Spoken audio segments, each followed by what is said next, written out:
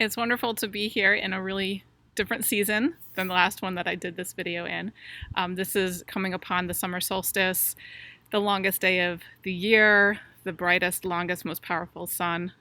in the northern hemisphere. And it's always a real treat to be able to do a video like this where I focus on that seasonal shifting and also contextualize it within various themes and realities that professional working women, women with young children, and caregivers are dealing with. And those are the coaching clients that I work with predominantly are purpose-driven, caregiving, high-achieving women, and just journeying with them, addressing the complexities of what it means to carry on those multiple roles and the ways in which we can be mindful of our psychological safety and our personal well-being as we navigate these spaces. Well, this season of the summer solstice is also known as Litha. This is a season of making things visible, which I think is really powerful when it comes to the kind of work that I do with coaching women and addressing these dynamics that are often kind of left under the surface or not addressed or fully acknowledged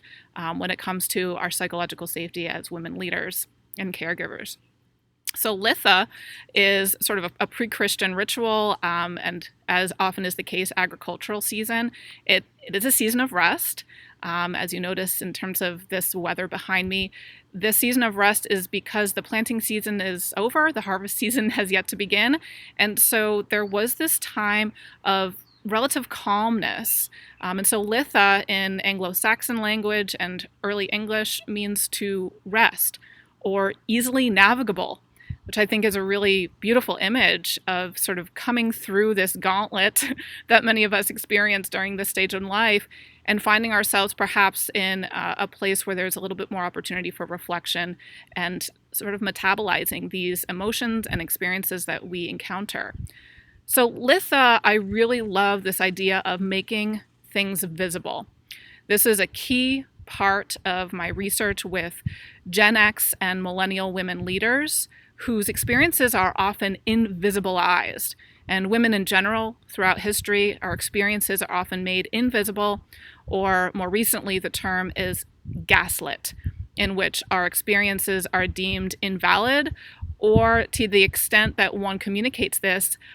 not a reality. We are questioned by others in our family systems, in our professional contexts, whether what we're experiencing and encountering is actually a reality. And that's a very frightening place for women to be in particular very self-aware women who very much know what they're encountering and experiencing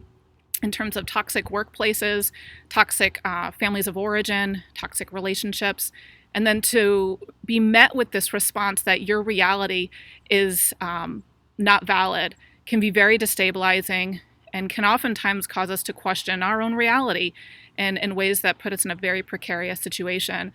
So making things visible, that's what my doctoral research is on clergy, women, boundaries, and psychological safety. As a former Protestant minister, I saw this firsthand. And I also work with women who are in non-religious and secular professional context as well, who are caregiving professionals, whether in healthcare or in teaching and education, and also in corporate sectors where there is a lot of gaslighting of women's experiences, particularly at the executive level, and also employees who are bringing issues forward to people who are in kind of a higher position of power.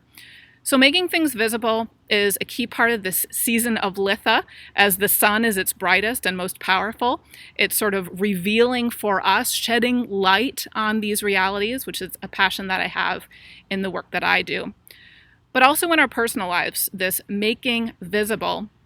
is really important, I think, for those of us right now who have young children, who are also working moms or work from home moms. The invisibility of our work is very real. And I think that comes to a head during times like this at the end of the school year when there's a lot of running around and splicing ourselves into different versions of ourselves to carry all the needs that need to get tended to. We had a busy weekend of dance recitals for my daughters and the end of softball season and of course Father's Day, and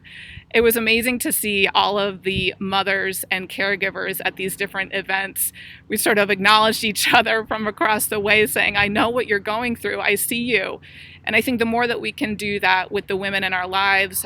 both ourselves and the women that are sort of journeying in solidarity with us, that our work is visible And in any instances in which that work and those identities are made invisible, that we do what we can to shed light,